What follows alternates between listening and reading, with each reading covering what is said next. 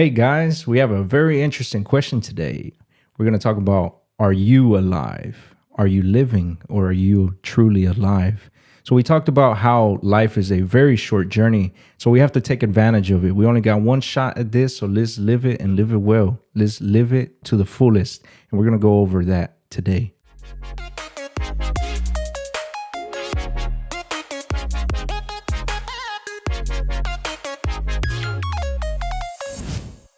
Hey guys, welcome back to a Short Journey podcast. My name is Edwin, And my name is Antonio. and today we have a very important question for you guys. All right, you ready? Antonio, you ready? Yeah, I'm ready. So this is the question, okay? You can even write it down if you want. Now, if you're driving, hey, just do a mental note because we don't want you crashing or anything. No texting and driving, guys. But yeah, the question is, are you alive? Are you alive? Am I alive? That's very interesting. So we'll start off with the definition. What is something that is alive by scientific definition? So by definition, when something is alive means that like something that is constantly changing and growing, right? So that is, the actual definition. So the question that we should ask ourselves is, am I growing? Am I changing? Am I improving?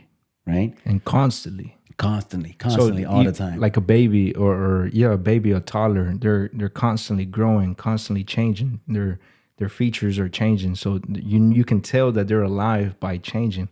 But once we get old and not old, but we become adults, how can we know if we're alive? Mm-hmm. Because there's a difference between people who are living and people who are alive. Right. You see a big difference in that. So you see a lot of people on the streets or maybe at your work or wherever around you. You see a lot of people that are living because they're breathing, their heart's pumping and their lungs are taking in air and exhaling. But are they alive or are they just living? Are they just breathing? So you see a lot of zombies where people don't even respond. Like you say, good morning. Hey, how you doing? Yeah. And they don't say anything back. So it's... Or they It's probably like didn't zombies. even, they act like they didn't even see you, right? Yeah. So now you feel like a little awkward because, Yeah. it's hey, but you don't hear anything back. Yeah, I mean, we're supposed to interact with one another, right? Exactly. Because as humans, we're it's like we're asking or we're looking for an interaction with other people. As humans, we are meant to interact with other people. Yeah. If not, why did God give us the option to be able to communicate with someone else? Not necessarily verbally, but be able to communicate or to convey a message from me to another person through various ways. Yeah, I mean, we're social beings. Exactly. So we do want to talk about that. God created us, and in His likeness and in His image and likeness. So He is a creator. He created us divinely. So we are created from a creator. Everything that is created by a creator has a purpose. Exactly. Like we were talking about, this mic, it has a purpose. It was created specifically for a specific job. I can't grab this mic and use it as a hammer. And or I mean, Technically I could, you could, yeah. Yeah, I could, but I could probably get to a couple of nails, but then eventually it's gonna defeat its purpose, or that's not its purpose. Yeah. It's not fulfilling, it's an original purpose, which is, to receive our voices and record and stuff. So Going off of that, we too are divinely created for a specific mission, for a specific person, right. Purpose. Sorry. Yeah. And God instilled that into us. So are we trying to find what that is? Are we trying to discover our purpose? Yeah. And that's and that actually reminds me, there's this quote that I saw one time that there are the two most important days of someone's life. The first one is when they're born. The second one is when they find out why. So sometimes we can find ourselves living day to day, and we forget a lot about that. We forget that that we can actually dream for something, right? That we can actually look forward to something. We forget that a lot, and then we're like, oh, we're just caught in this normal routine of whatever we're caught up in normal day to day, And we forget that, oh, God created us to do something. What is my purpose? So we should be constantly asking ourselves that. And I mean, even us, like me personally, I have to every now and then catch myself and say, hey, refocus, zoom in on what, God intended you to do. And, and hopefully through this podcast, we're able to get closer to that mission of achieving, that mission, the reason why we're here, and help other people, live their short journey. Yeah. So a very interesting question. Do you think God would create a being an incapable being?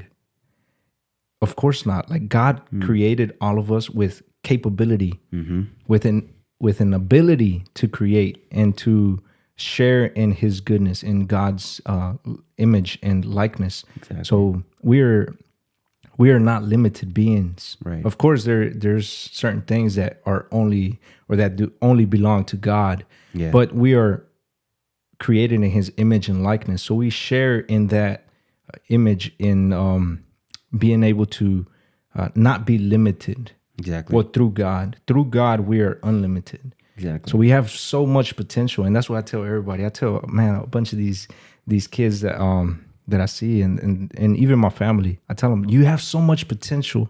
So why not? Like, why not go further? Why not reach further? Why not go past your limits? Yeah. Because you can.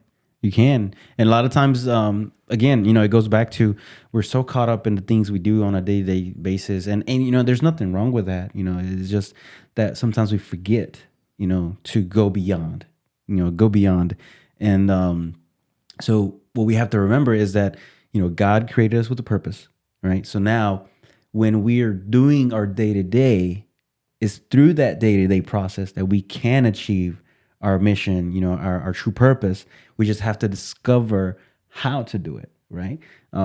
We may not be those missionaries that go all over the world, or maybe you are. That would be great, And me personally, I would love to do that one day, and hopefully I will.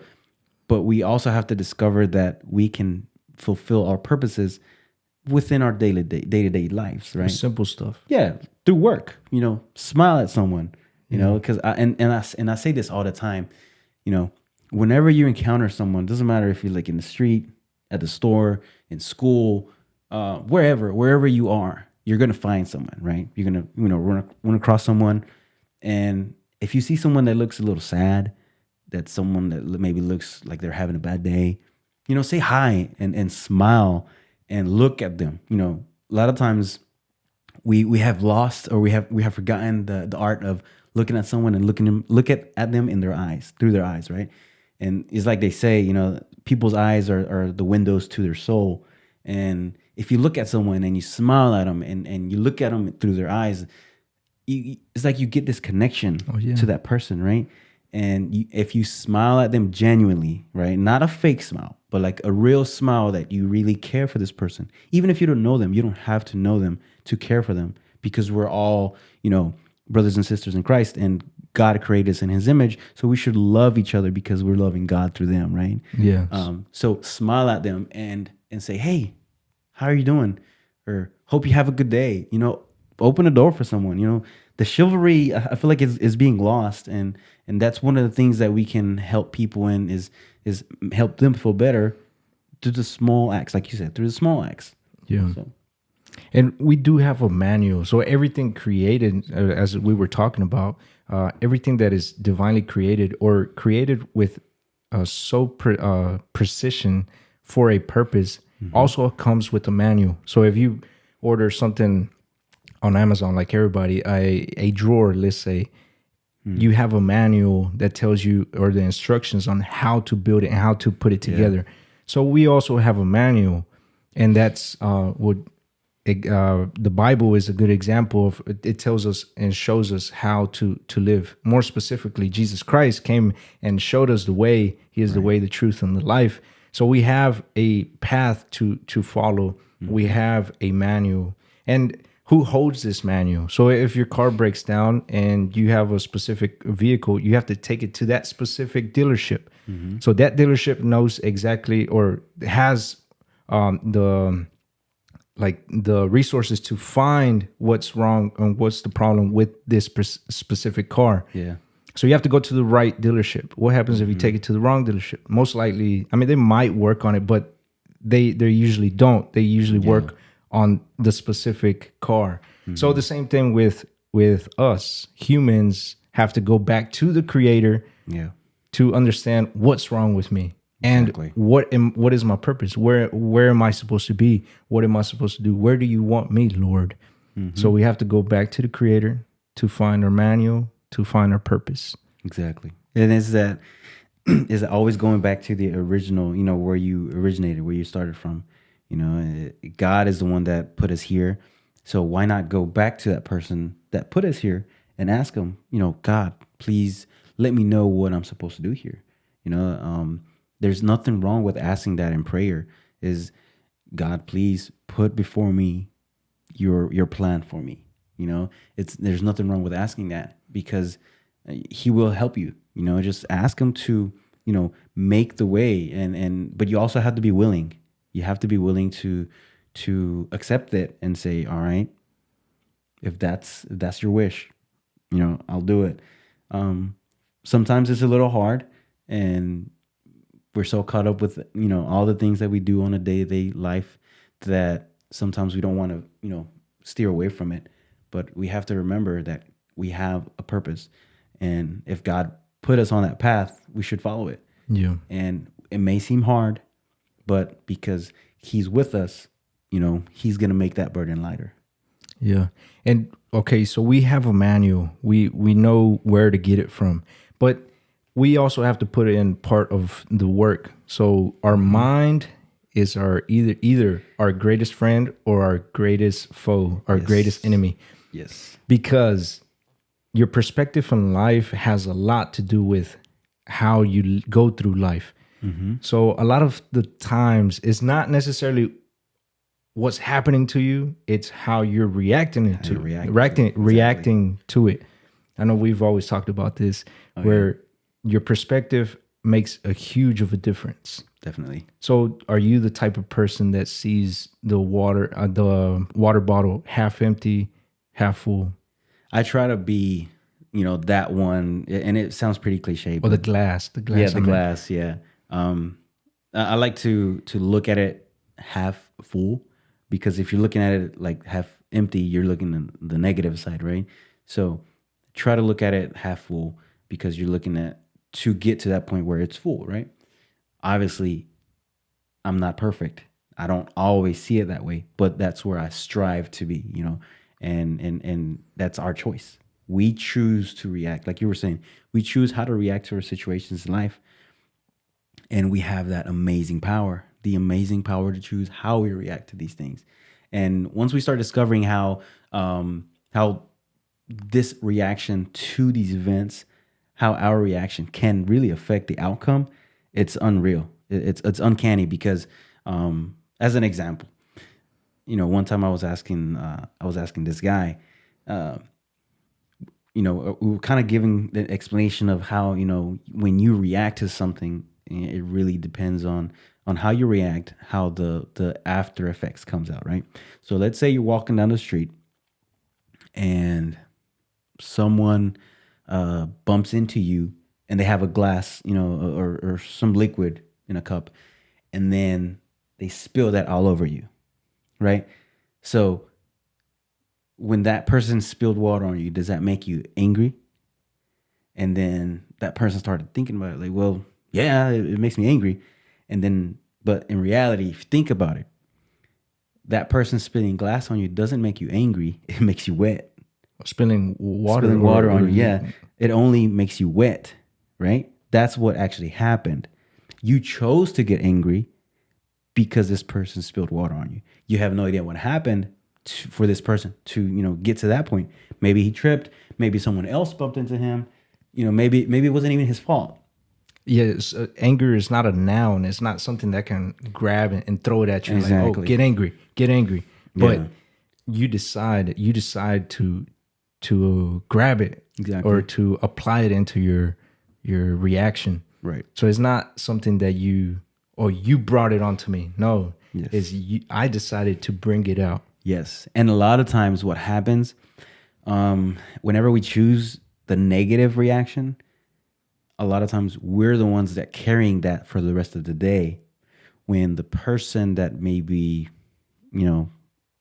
was involved with whatever happened, they're probably not even thinking about that. Yeah. For the rest of their day, they don't even remember you. They don't even think about it at all. But you're caught with that because now you chose to react negatively, and now that has affected everything else you do throughout the day. Yeah, and it keeps going like a domino effect, and people end up saying, "Oh man, I'm having such a bad day." Yeah. Like, can a day really be bad? Can a day really be good? A day is just a day. Like, we're here in the same spot, in the same room, me and you, and your perspective might be different than mine, but that doesn't change the setting. Yeah. It doesn't change. It's not like you have a cloud of thunder and rain above you having a bad day, and I'm over here. I have sunshine. I have lights over here. Yeah. So we're in the same setting. We're all in the same world and the same life. The world doesn't stop spinning for certain people, and it doesn't keep spinning for some other people. It's gonna keep going. Yeah. And so it's all perspective. There's no such thing as bad days. Yeah. There's no such thing as bad luck.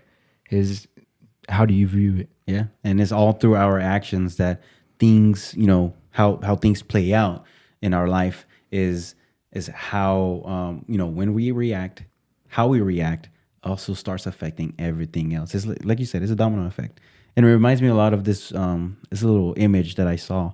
It really puts in perspective, or it really displays how someone's perspective can be affected by, just outside scenarios, when we should, go further than that.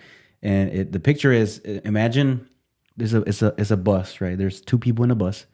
One person is looking over the cliff. The bus is going like on this trail, and there's this one person on the left that's looking to the left, and you see greenery, you see sun, everything's beautiful, right? But this bus is also driving beside a mountain. So then the person on the right, everything he sees from his window is just rocks and dirt and darkness, all of that, right?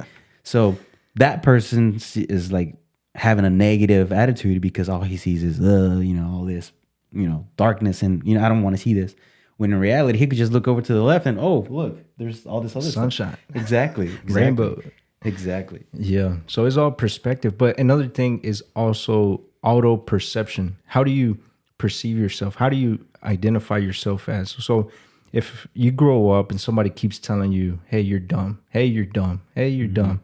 And you grow up identifying as dumb. Well, I mean, all my life, people have told me I'm dumb. And now I'm even say, hey, don't worry about it, man. I'm just dumb. So you already self-identifying yourself to fail. Right. You're preparing yourself for failure by defining yourself as somebody incapable or somebody lower than what you can be. So this comes where I remember in 9th grade, my teacher asked the whole class whether we were introvert or extrovert. And so out of the whole class, there was only 2 people that said that they were extroverts. I consider myself back then an introvert. So I didn't care about nobody. I didn't care to share my opinion and speak up or anything. And why is that? Like, I had that idea of myself, so I wanted to limit myself. And I feel like all my friends did too, because if they only speak to their friends, and then they consider themselves extroverts, but it's only to society, I'm an introvert. I'm very quiet. I'm very shy. But why is it? Like, why is that? And it's not that we're there because we were born there, because you see the little kids, like when we're growing up, 3, 4, 5 years old, they're so social. Oh, yeah. And then something happens and where they're like very shy. Exactly. So are we truly introverts and are we truly extroverts? I think how we perceive ourselves is going to affect us also into society. So we are all, like you said, we are all called to be social beings. It's not necessarily, I'm not saying that everybody is an extrovert, or deep down is an extrovert, or Yeah. that is called to be an extrovert, because there is a way to be an introvert, but we're all called to be social. Yeah. And I don't think that those definitions are very correct, or people may not understand what exactly they are, because an introvert doesn't mean that you just don't want to share with nobody, Right. and you're like at all. And it's I think that auto perception, that auto definition that we have of ourselves is always going to limit us. So if we say I'm an introvert from the very beginning, it's like I'm closing off to all capabilities of Right. opening up, all capabilities of being social. Yeah. And that's the error there, where from the very beginning you close off yourself for growth, for change. And that's what we're talking about. You have to be alive. You have to be available for change, for growth. Be open for that. Yeah. Because it really comes down to how we're automatically accepting the label that someone else has put on us. Yes. Right. And because, the important thing is not what people tell us or what people say we are. The important thing is what we accept of what people tell us. Right. So it's, you don't have to accept everything that people tell you. Like you were saying, a lot of us, we may have grown up and someone has all our life told us, oh, you're never going to do this. You're never going to be successful. You're never going to be able to talk in front of people. No one in our family has ever done that. Why are you going to do it? The shoemaker effect. Like everybody's a shoemaker. Everybody, Exactly. And it has to go down through tradition. You can break that chain. You just have to decide. Again, it's a choice. You have to choose to break that and say, you know what does God want me to do? All right. Just because everyone else has done this doesn't mean that I have to do it. All right, God, where do I go? Where do you want me? Lord, send me there. I'll go. So, but that's like you said, is the enemy. We're our own enemies, it's pretty crazy. We're our own enemies sometimes. It's like, and I'm sure you remember that phrase that Fray Pablo, Franciscan friar, he's an awesome guy. He always says this, you have to be careful with the crazy one of the house. And everyone's like, what are you talking about? Yeah, who's the crazy one? My wife. Yeah, exactly. But no, it's your mind. It's your mind. Your mind is the crazy one in the house. So you just have to be careful with that and be able to overcome it, because the mind is a powerful tool, and if we learn how to, I guess, control it or learn how to use it, work together. Exactly. We could do unimaginable things. Yeah. So, like, let's say we're in a race, because we're all in the same race, and we're running in different directions because everybody's living a different life. How do we get to the destination if we don't have one? How do we get to the finish line if we don't know where it's at? So we have to have goals. We have to have dreams in order to run the right race. Right. And again, it goes back to the purpose.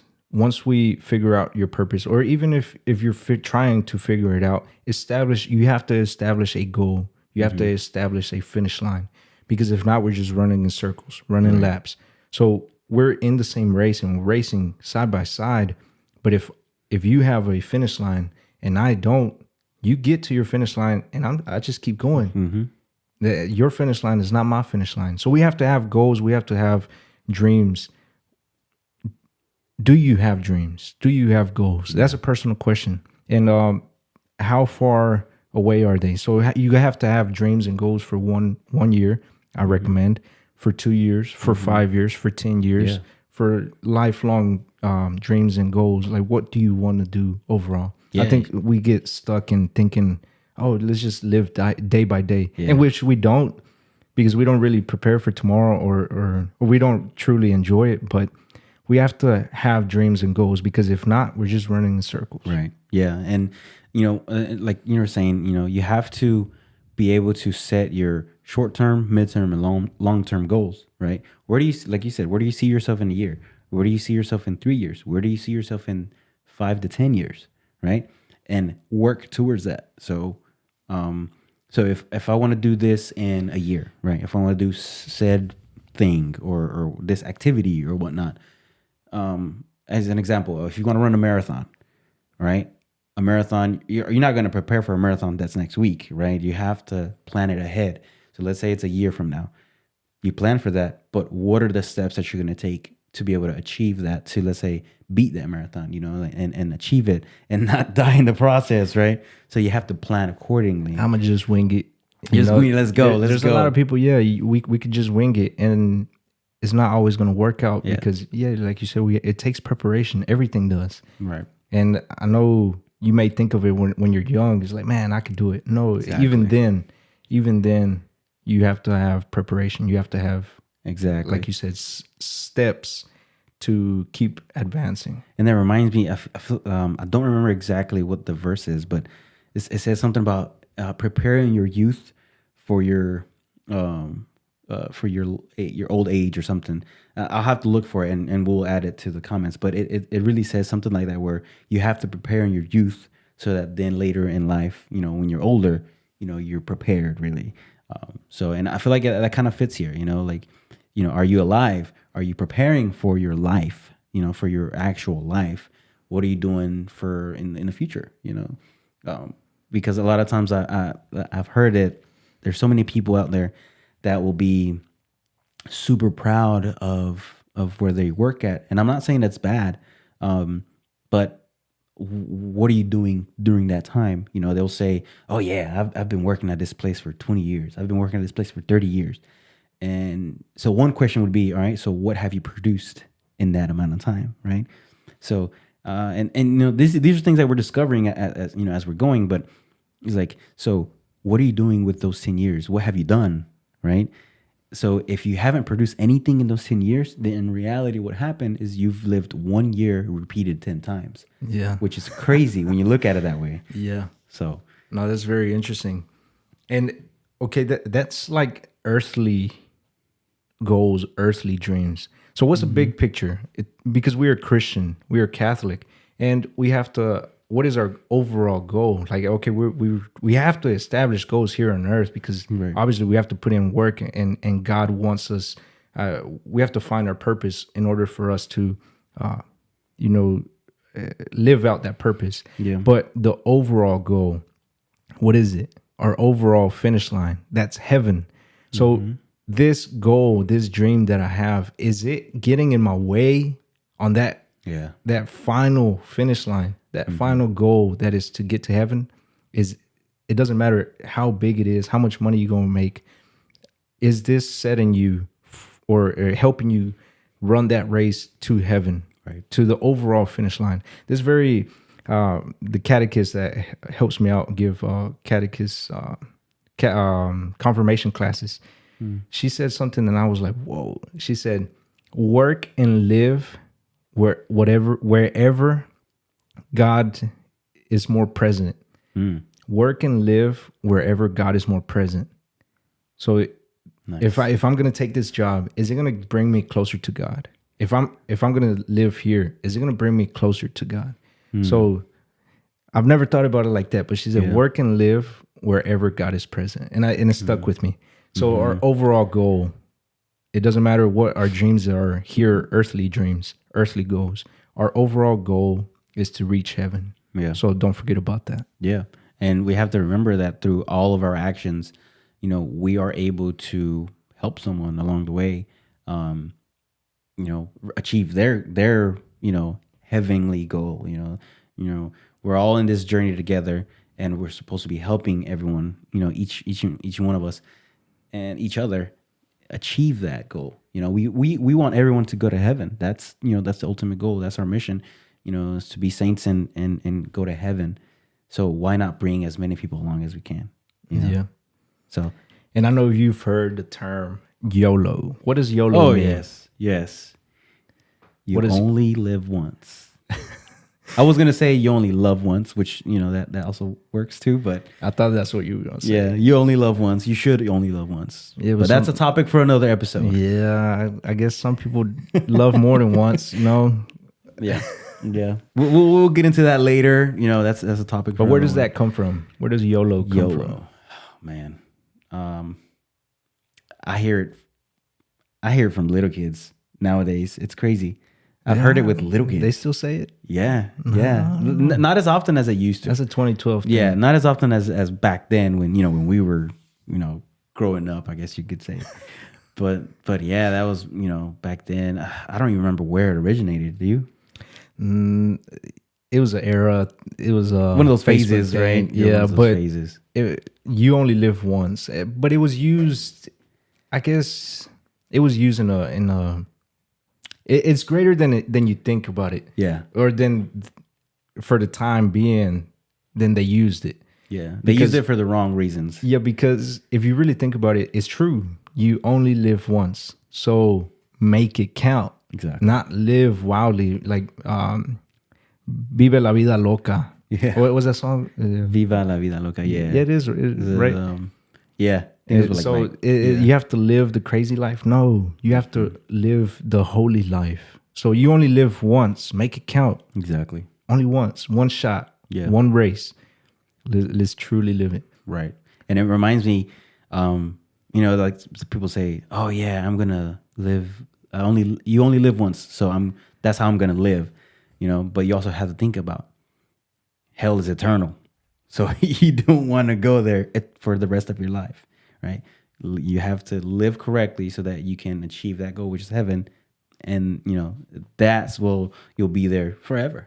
Yeah. So, in preparation for. Exactly. Yeah. So with this, similar to this YOLO, you only live once, and you have to live it right. Some people, when you go to a buffet, or let's say in my life too, when I used to go to a buffet. You want to get your money's worth. You couldn't fit one more plate or one more spoonful, but you would go one more bite. Yeah, one more bite, and you would go get another plate. Yeah. Oh man, just one more bite, and you would go get dessert. You would go get some ice cream. You have to fit some ice cream. Let me make some more space, and you unbutton. Yeah, take the button out. So you want to get your money's worth at all costs. Yeah, and you do. So why can't we do the same with life? Get your money's worth. Yeah. At all cost. At all costs, whatever it takes. A lot of people want to live experiences and say, "Oh, I'm living for experiences. I need to do this." Yeah. And they get fulfillment out of experiences. But I don't think it's that. I don't think it's that impactful. Well, I'll go for impact versus experience, because it doesn't matter how much you've experienced, but how much have you impacted. How much impact do you leave behind? Exactly. I think that counts more, and that makes your life more, not necessarily more worthy, but it makes it have more value, not as a person, but as an impact in society. Yeah. Like how much do you leave leave the behind? effect you would have on everyone else. So it's not I'm not saying that somebody who lives this certain way is less worthy than somebody who like gets a Nobel Peace Prize. I'd say. No, I'm not saying that, but I would switch living for experience versus living for impact. How much impact can we leave? Yeah. I would try to switch that. Yeah, and that kind of made me think. I'm not sure why it made me think about this, but you hear so many people that go in and they bet on things, right? They bet. Lottery or gamble. If you do that, I mean that's this personal, talking about gamble. Yeah, like they're gambling and all this, and they'll gamble on other things, right? Oh yeah, like let's bet on that horse, or let's bet on that car, or whatever. If you do that, I'm not going to get into that. That's this personal decision, but like think about this though. We're so eager to bet on other things. Why not bet on ourselves? Right? Why do we never think about betting on ourselves? Going kind of back to where you were talking about, like, we're automatically tagging ourselves to not be great, to not be holy, True. To not be saints in the world. Why not bet on yourself? Why not bet on you know what? I think I could do this. God is with me, and I'll be able to achieve this goal, this mission that He has given me.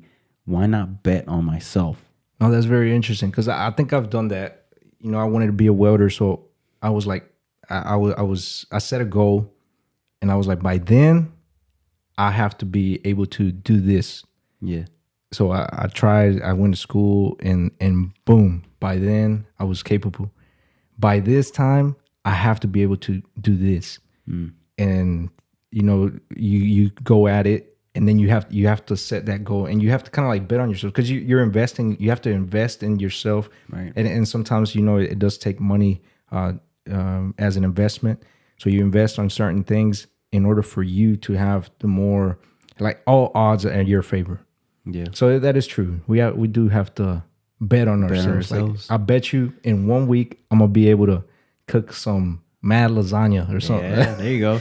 Let me know when you make it, because I love me some lasagna. Yeah. But with that said, there is a lot of lack of purpose in life, or in people's life, where you see it and it's noticeable. I've worked with a lot of people that they lack purpose. Yeah. They have no purpose. They show up. They never show up on time. They leave early. Like, they just don't want to be there. They have no purpose for working. Yeah. They have no purpose to like to live. They have no purpose on why. Yeah. Like, I don't know, man. It's just so sad that people are just there. Like, they show up to work and they don't want to be there. The Walking Dead. Yeah. So it's very noticeable, and then some people, unfortunately, they reach out to drugs. Yeah. They reach out to other means in order to fulfill the lack of purpose. So you're looking for it. You're looking for that purpose. You just looking for it in the wrong spot, in the wrong substance sometimes. Yeah. So we have to think about that. Like, why is it? Like, do I have a purpose on, even why do I work? Like, it's very interesting because we used to work because we wanted to have a family, and now to maintain that family, Right. and then to invest in the future of your kids, and possibly retirement, grandkids. But I don't think we go that far now. We just You don't I just look want- that far ahead. Yeah. I just work so I can get my coffee in the morning, and I can travel, and it's just, well, I don't know. I guess everybody is gonna have different goals and everything, but there's a lot of lack of purpose in life in other people. So do we have that purpose? We have to, work together, cheer them up, like we said, and give them a little pep talk. I try every now and then, but man, some people, they just don't want it. It's hard. It's hard. I mean, we're there to offer that help, but it's up to them. Again, it's their choice to receive that help. We're giving it. You're adding that light. You're adding the salt of the earth. We're doing that, but then it's up to the person, to receive it. We've done our part, and then from there we just say, all right, God, now it's on you. We're doing this. We're trying to motivate. We're trying to, let this person feel that light, that God has given us. So then at that point, we're like, all right, God, now you take over. I've started it. I know you can act in this person. I know you can touch their lives. I know you can, change their heart and see you, and use me as you will to be able to, help this person. So, And we do want to tell y'all this verse, or Matthew chapter 5, verse 13 through 16. That's where it talks about we are called to be salt of the earth and light of the world. So like you said, this is not just like a simple thing. And I never really thought about it until I started cooking, and like you noticed how much difference a pinch of salt makes. Yes. So that pinch of salt makes a world of a difference. Yes. So like we were talking about, somebody is having a bad day supposedly, and they lack purpose, and then you come in and you give them like that salt, baby. You give them you sprinkle a little bit of salt into the life, a little bit of joy, a little bit of flavor, a little bit of seasoning. Azúcar. and you sprinkle a little bit, and they're like, whoa, like, why is this guy so happy? I've actually had a lot of people tell me that, like, man, why are you happy to come into work? Yeah. I'm like, why not? Why not? Yeah. Like, I'm not truly like, oh man, like, let's go to work. But like, I show up and I'm like, hey man, what's up? And I'm smiling. Yeah. I can't help it. And they're like, man, why are you just so happy? And they're like, Yeah. And so they notice it. Yeah. And that even if they notice it, which they're supposed to notice it, you're a Christian, they have to, the world has to notice your salt. They have to notice your flavor. You come into the room, they have to know, like, whoa, like, man, Edwin just came in. Like, man, that's awesome. Like, oh, like, I can feel it. Tell this person just got here. Yeah. And then we're also called to be light of the world. So do you bring light into the world? Do you bring light into your group of friends, to your family? Or do you bring darkness? Exactly. Or not necessarily do you bring darkness, but do you take them into the light? Or do you take them into the darkness? Right. And going back to the salt of the earth, and if you look at it, I don't know if you've ever gotten the plastic cutlery that comes in little bags.